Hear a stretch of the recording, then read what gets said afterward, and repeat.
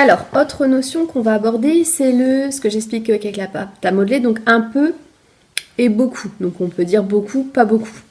Donc alors, vous pouvez prendre soit des boîtes de conserve, des petits plats que vous avez à la maison, et puis vous y mettez ce que vous voulez à l'intérieur. Donc là, moi j'ai pris des fruits, des chocolats, on peut mettre des feutres, des petits objets.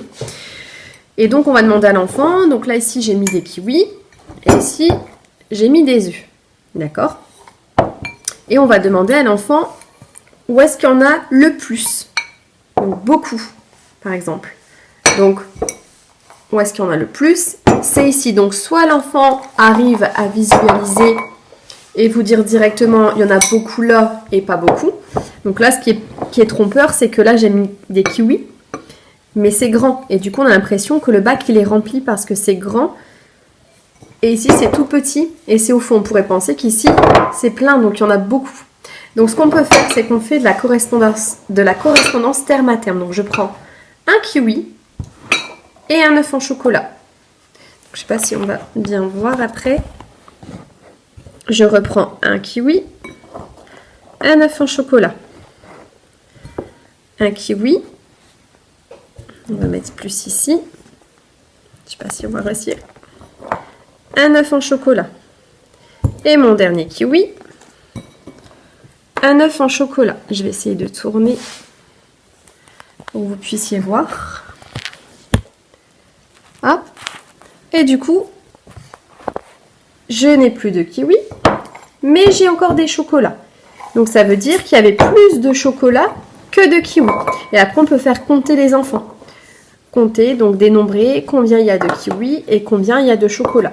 Et après, leur expliquer que le chiffre exemple ici, j'en ai un et encore un 2 et encore un 3 et encore un 4 et encore un 5 et encore un 6 et encore un 7 et encore un 8 et encore un 9 et encore un 10.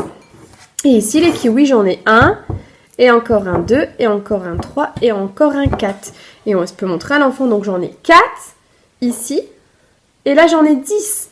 Donc là, il y en a beaucoup. Voilà, donc pareil, vous pouvez aussi faire le travail sur la bande numérique.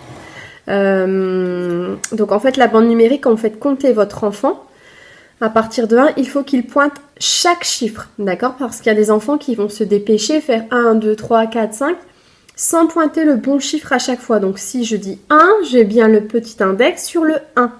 Ensuite, 2. Et d'y aller tout doucement. Ça permet à l'enfant de mémoriser, de visualiser et de mémoriser en même temps le chiffre. Le but est que lorsqu'on leur montre exemple 2, ils sont capables de se remémorer et de dire c'est 2. Donc voici donc le principe de la bande numérique. Ça permet de compter le plus loin possible, donc comme on dit le par cœur, donc de connaître par cœur la comptine numérique, mais en même temps de savoir reconnaître, parce qu'il y a des enfants qui savent compter très loin, mais lorsqu'on va leur montrer un chiffre, c'est pas pour autant qu'ils savent le nommer. Ils connaissent juste par cœur.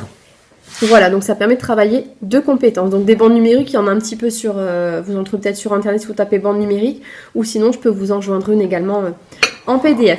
Voilà, donc là c'est pour travailler une notion, donc les quantités. Après, vous pouvez faire avec votre enfant avoir le autant. Ça, j'ai pas encore travaillé en classe. Autant, ça veut dire c'est pareil. Par exemple, ici, madame, elle a mis 3 kiwis, donc 1, et encore un, ça fait 2, et encore un, ça fait 3. Je veux autant de chocolat dans ce bol. Ça veut dire que je veux la même chose. Si j'ai 3 kiwis, je veux 3 chocolats de ce côté. 1, et encore un 2, et encore un 3. J'ai bien 3 chocolats. Et j'ai bien 3 kiwis. Voilà.